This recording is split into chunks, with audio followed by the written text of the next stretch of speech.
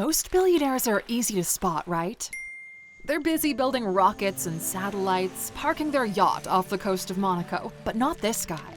No, he's a mysterious modern-day Great Gatsby, for whom the world is his daisy. A man so dead set on finding solutions for the issues his daisy faces that he devotes millions of dollars to his cause every year. Today, we're telling you the story of the homeless billionaire, Nicholas Berggruen.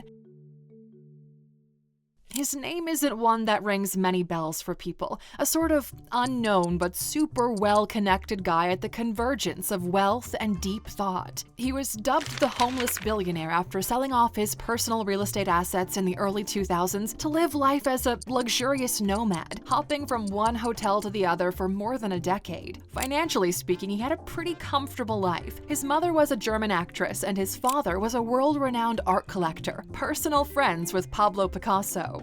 He got a great education, despite getting kicked out of boarding school for challenging his teachers in class. Actually, he was expelled for trying to start some kind of revolution at the school. Needless to say, he's always gone against the grain. After attending NYU, he took his $250K trust fund and began investing, mostly in real estate. Through some serious business savvy, he went from $250K and no properties to $1.7 billion and thousands of properties, which is what put this Gatsby in a position to save his daisy and change the world, which is exactly what he's trying to do.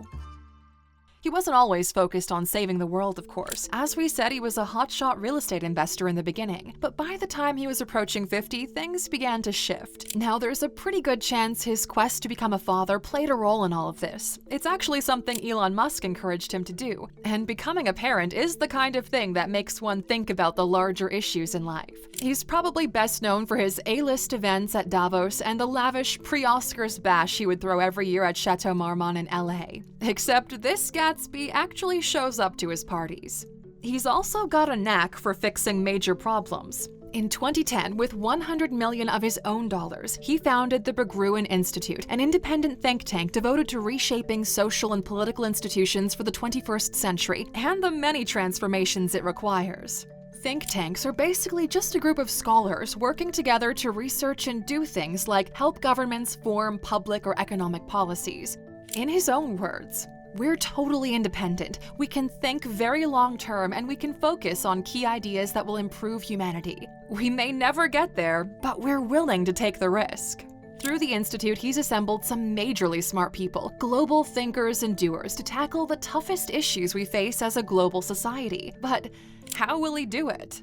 Well, the same way you eat an elephant, my friend, one bite at a time.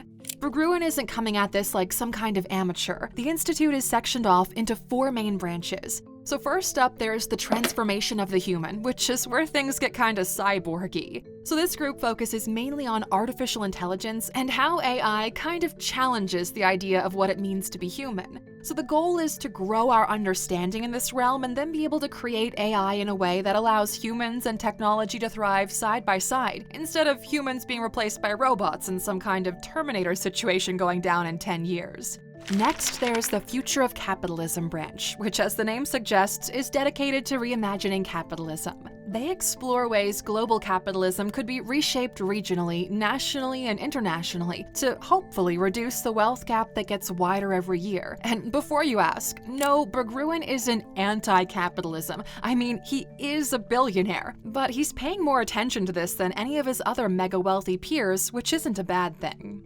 Then there's the Future of Democracy branch, which is all about bringing together great thinkers and leaders to try and figure out how to reshape democracy. No big deal, right? But look at it like this. Democracy first became a thing in about 508 BC. A lot has changed, and governments aren't so great at keeping up. So this branch is looking to redesign democracy to match the world we're living in, and one of their suggestions is citizenship in a stateless global society. Interesting, huh? The 4th branch is committed to the planetary issues we're facing, because you know what problems don't give a crap about national borders? Plastic in the ocean, carbon in the atmosphere, rising sea levels. These are global problems, and as global citizens, they affect all of us. The planetary branch focuses on recognizing the fact that we're incredibly intertwined and dependent not only on each other, but on the Earth and its processes too. So each branch of the institute also has a fellowship program. Basically, the think tank is teamed up with some heavy-hitting research schools like Harvard in the US, Oxford in the UK, and Peking University in China. This year, there are 42 fellows from these schools hard at work. Scholars from these schools are handpicked, given funding and the opportunity to work and study at the institute's campuses in the US and China, and soon enough, Italy.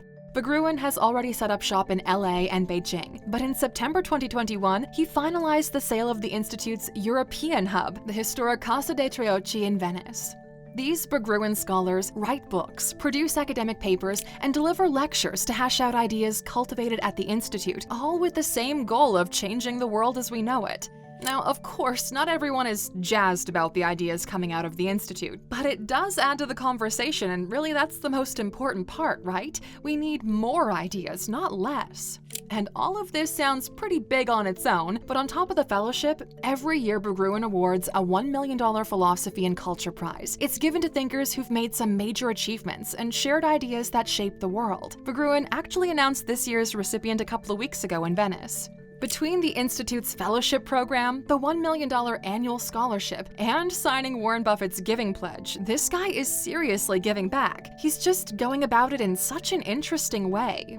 Here at Alux, we talk a lot about building leverage, stacking skills, and adding value. Because he's a billionaire, Berggruen has the luxury of stacking skills by straight up buying them in order to be in a position to make the world a better place. Think about it. He works with a leading university, selects the brightest and most visionary of the bunch, and invites them to live and work on his campuses, providing them with whatever they need to get shit done. It's pretty dope. But what works for billionaires like Berggruen doesn't necessarily work for future billionaires like yourself. And while your approach would be different, the idea is the same: to stack skills, build knowledge, and create more leverage for yourself. Essentially, becoming a powerhouse of value. And we'd be honored to be a part of your journey in building that for yourself. Over the past few months, we've developed a new premium education experience called Learning Mastery, specifically designed to guide you through effectively teaching yourself anything. You can enroll today by going to Alux.com/learn. See you on the inside, Aluxer.